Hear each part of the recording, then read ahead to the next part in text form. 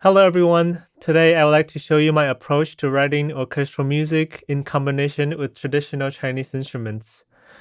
The music I'll be going through is the track called Dance of the Yellow River from my soundtrack to video game Fantastic Creatures. The soundtrack was nominated for Music of the Year at the 2020 Gang Awards, and it also won Best Score at the Independent Music Awards. All right, so this track is composed mainly of strings, traditional Chinese drums, and various Chinese instruments, including the hulusi, pipa, erhu, shanguzheng, and yangqing. And I will go through them one by one when we see them. For the strings, I mainly use the Spitfire symphonic strings and chamber strings. And for the percussions, I use a lot of East-West storm drums and various other percussions. For the Chinese instruments, I first used Kong Audio Library, which is it's old, but I think it's one of the best recorded Chinese instrument libraries. But I later replaced them with live players. So here's the beginning of the piece.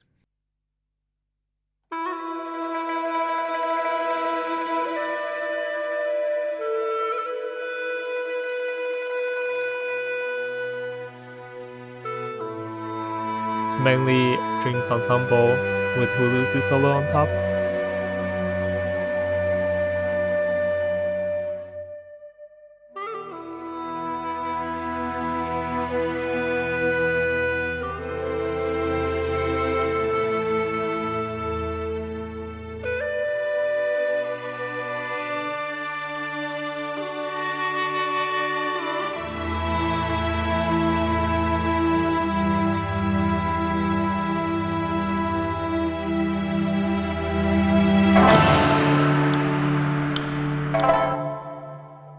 So as you can hear, the hulusi has a very rounded and melodic sound, in contrast to the more popular Chinese wind instrument dizi, which sounds more like this.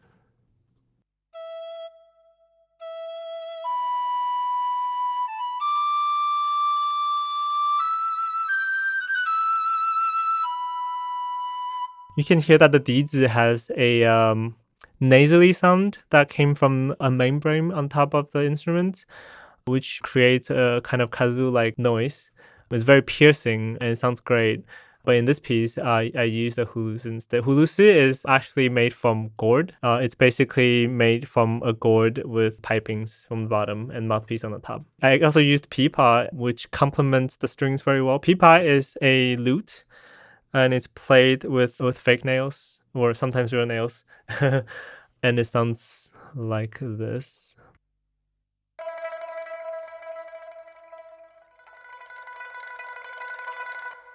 This is often used in Chinese music in a way similar to how the strings section is used in Western orchestral music. Plucking instruments are very versatile and can be used both as an ensemble and as solo instruments. On the other hand, the stringed instruments in traditional Chinese music, which include the erhu, gaohu, and zonghu, etc., don't actually work very well in an ensemble. The front of an erhu, where the bridge sits, is made from a python skin as opposed to wood like that of a violin. And because of this, when sound vibrates in the instrument body, a beautiful hollow sound is created. This sounds beautiful and loud as a solo instrument, but when played together, the fundamentals kind of cancel each other out, resulting in a rather bland texture. Now, I know there are many modern Chinese ensembles that use erhus and zonghus as an ensemble, mimicking a Western string section. I believe this is the wrong way to approach modernizing traditional Chinese orchestration, but this is my own opinion, and I encourage everyone to seek out recordings and judge for yourself. And that is why in my music, I don't use erhu as an ensemble. Right, so in the beginning, we have the strings doing the heavy lifting and the hulusi playing the melody. And then the percussions come in here, and the pipa takes over the spotlight.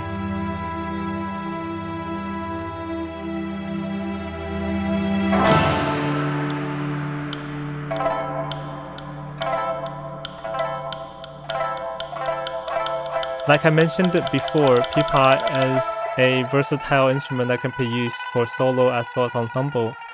It's a very powerful instrument. And this kind of solo writing you can hear in soundtracks such as the 2004 House of the Flying Dagger, which is composed by composer Shigeru Umebayashi.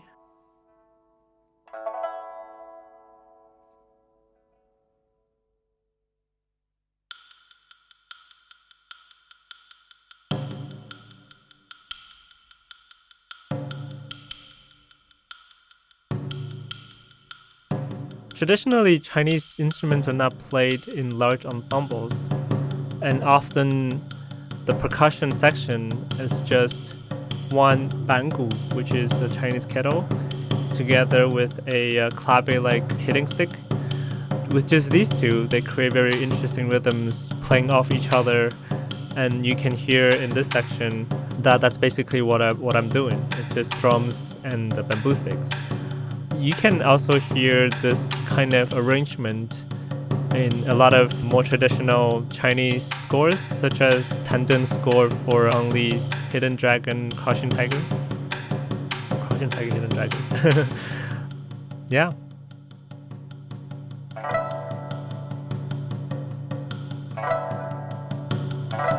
And here the pipa comes back, playing the melody as well as doing the rolls.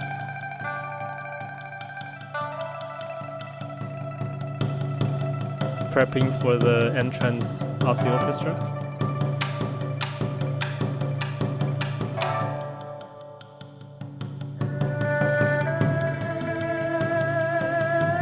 And now the melody is the erhu, which is complemented by the pipa,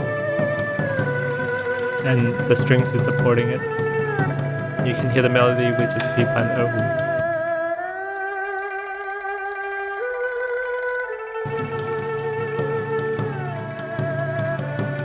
And the guzheng does a roll that comes in.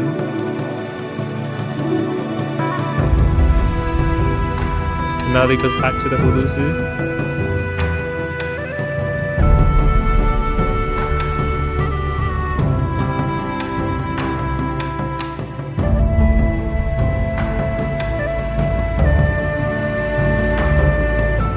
The guzheng is a zither-like instrument. Here it's just playing an arpeggio with the harp.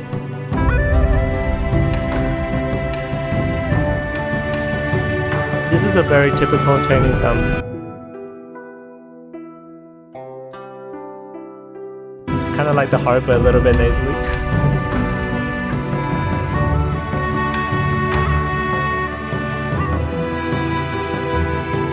And here at the end, I added a little horn to support the orchestra.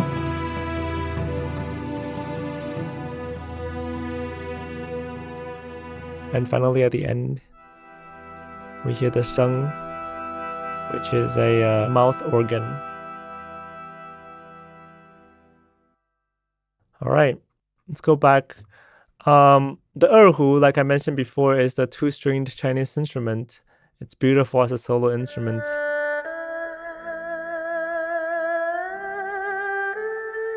And I believe you can hear this in a lot of Hollywood music that uses Chinese instruments. This is the sound that is typically featured. You can hear that in Kung Fu Panda as well. Oh yeah, I want to mention before, during this percussive hit, I used the yangqing, which is a dulcimer, to play an arpeggio.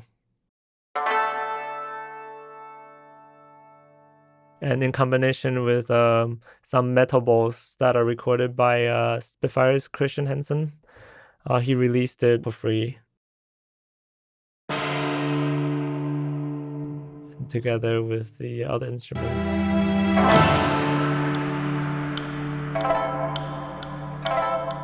All right, I think that's it. I hope this was helpful. And if you have any question, please comment below and I would be happy to answer them for you. Thank you.